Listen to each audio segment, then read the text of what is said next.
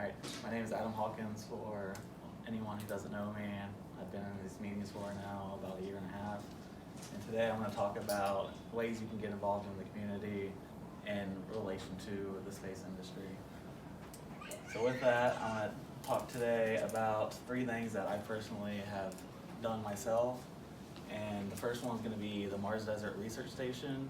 Talk about how you can get involved in that. This one is open to everyone.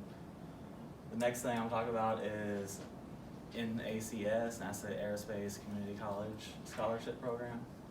And that you have to be in a community college taking STEM classes, and you have to have completed at least 9 credits of STEM classes. And before you go into you have to be in the community college when the program is going on.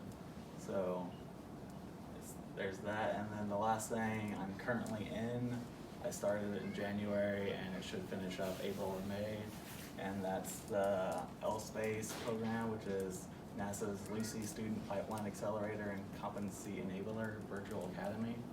There's 2 different academies in this, and I'll go further detail a little bit later. So the first thing, there's a few ways you can get involved in the Mars Desert Research Station. This is part of the Mars Society with Dr. Zubrin, who runs the whole thing. And the first thing you can do is, before every season and after every season, they tend to get volunteers, and you can go to their website to find it. They advertise on a few social media platforms, and they're just looking for volunteers to help.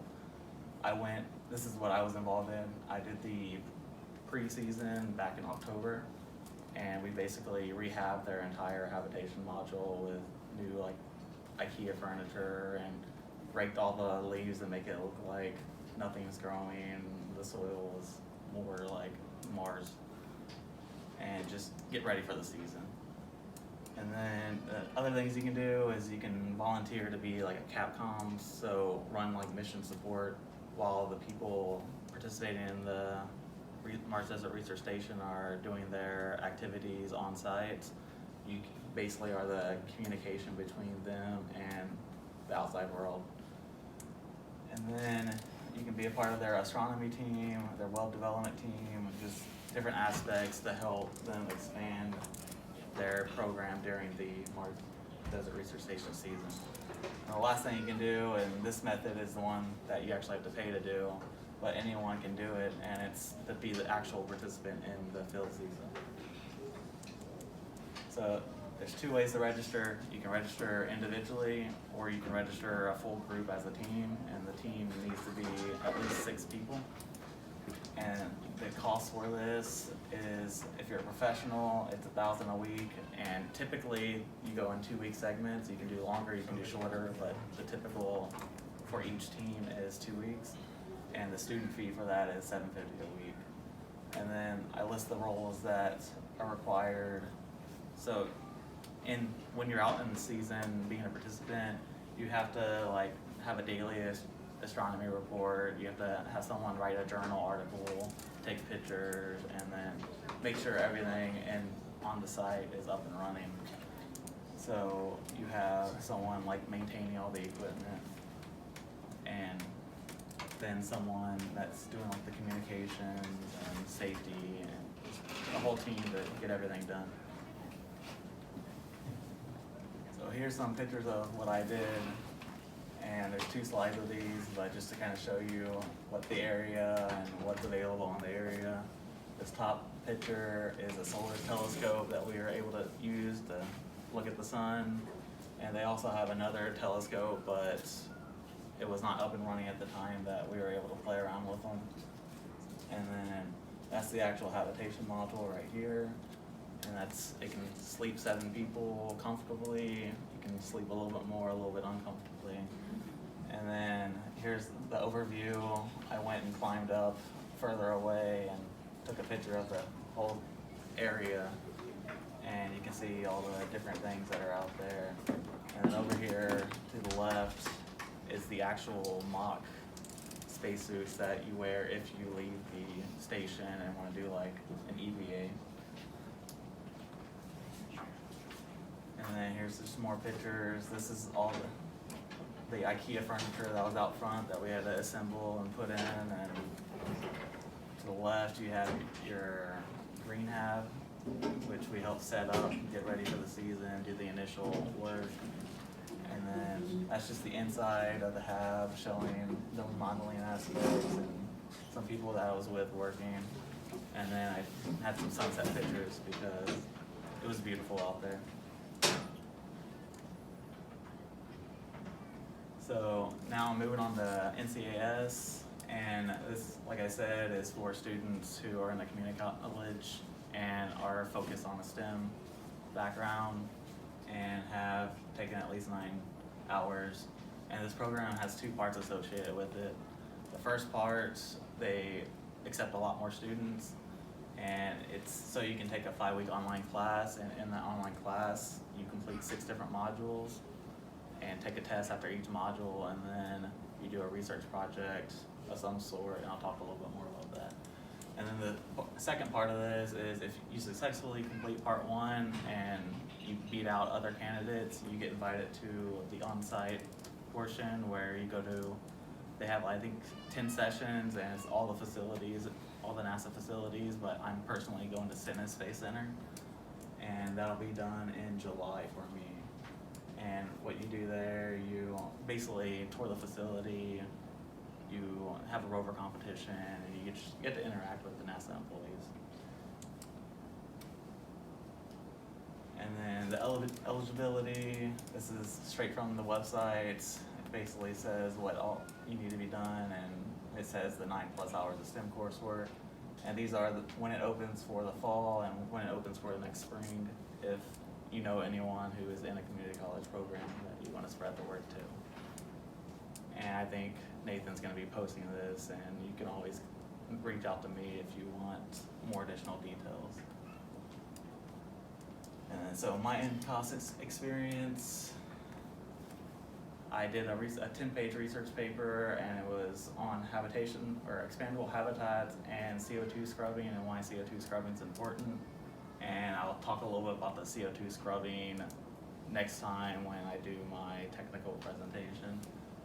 And I was invited to Stennis, and then these up here are the 6 modules that we had to go over and talk about the past and present exploration of Mars, the human exploration of Mars, the ISS, the solar system and beyond, and then how NASA has impacted the aviation industry.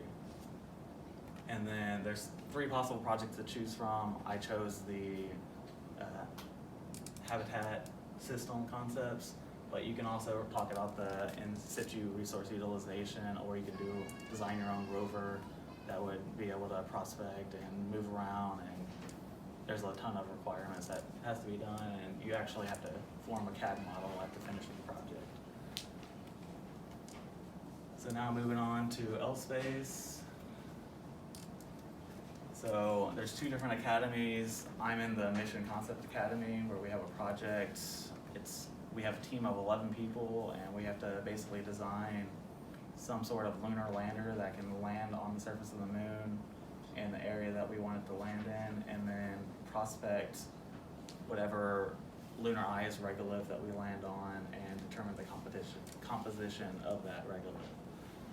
And so we just have to put together a proposal and a detailed project for all of that. And then the other one that you can join is the NASA proposal writing and evaluation experience. And you actually you learn how to write proposals that will be sent to NASA, and NASA actually looks at them and grades them and selects one of those proposals to move on. And it just basically gets you in the process of how to write for those proposals and how to get involved and review and go through the whole process. And so the eligibility for this is you just have to be in some sort of undergraduate program. It can be a community college or a 4-year college. And you just have to have a focus on some field relating to NASA. So basically STEM classes.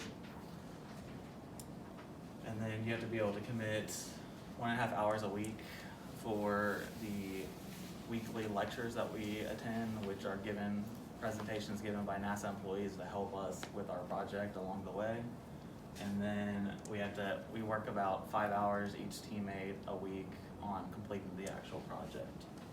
And they have the program open for people to apply in all 3 semesters, so spring, summer, and fall, and both of these academies are available. And in order to do the application, you have to give your personal information, your school information, and there's a few writing prompts that you have to do that are fairly short, but just kind of explain why you should be there and why you want to be there.